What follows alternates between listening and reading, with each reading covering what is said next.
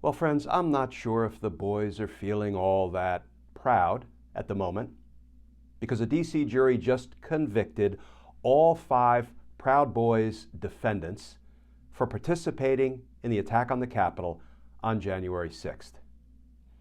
Let's talk about that because justice matters.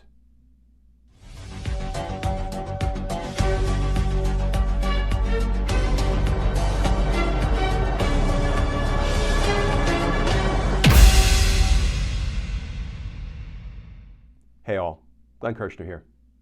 So friends, a D.C. jury has convicted all 5 defendants, members of the so-called Proud Boys organization, and the jury convicted 4 of the 5 on the lead count of seditious conspiracy.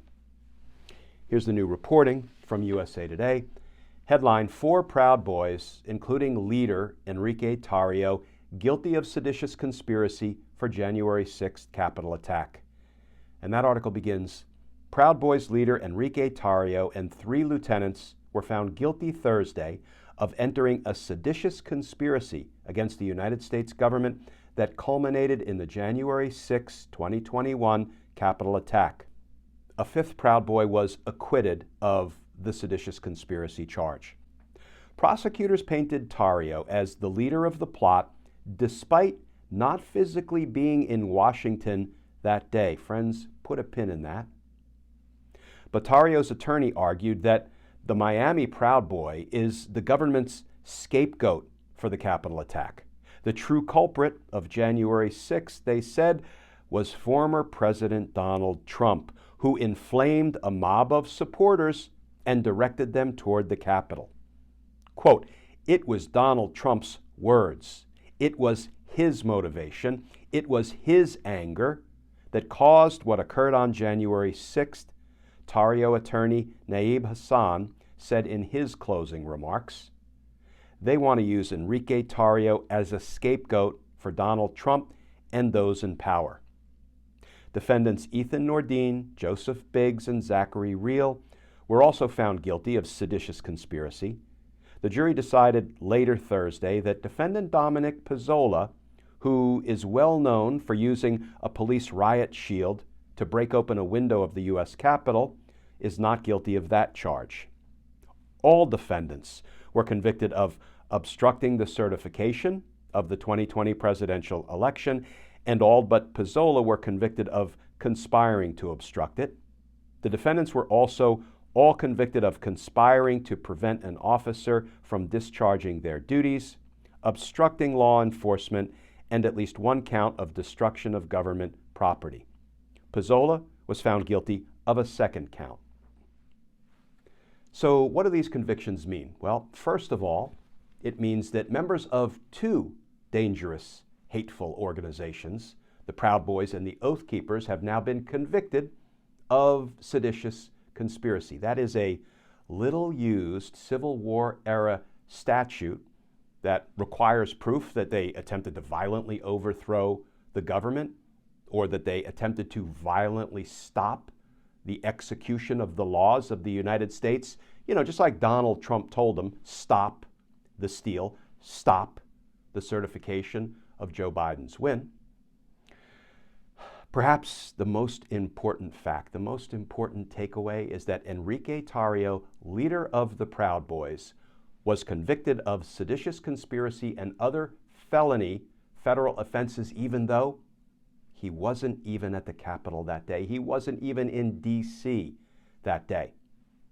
That, my friends, is an important bit of what I'll call atmospheric precedent. You know why? You know who else wasn't at the Capitol that day? Steve Bannon, Mike Flynn, Roger Stone, Rudy Giuliani, Mark Meadows, John Eastman, Donald Trump. They weren't at the Capitol that day.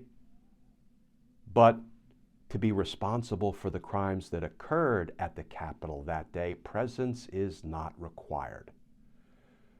Buckle up, fellas.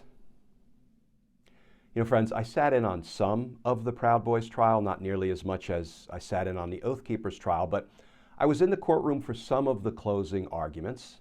I heard some of the prosecution's argument. I heard some of the defense attorneys make their closing arguments. And you know what my favorite line was?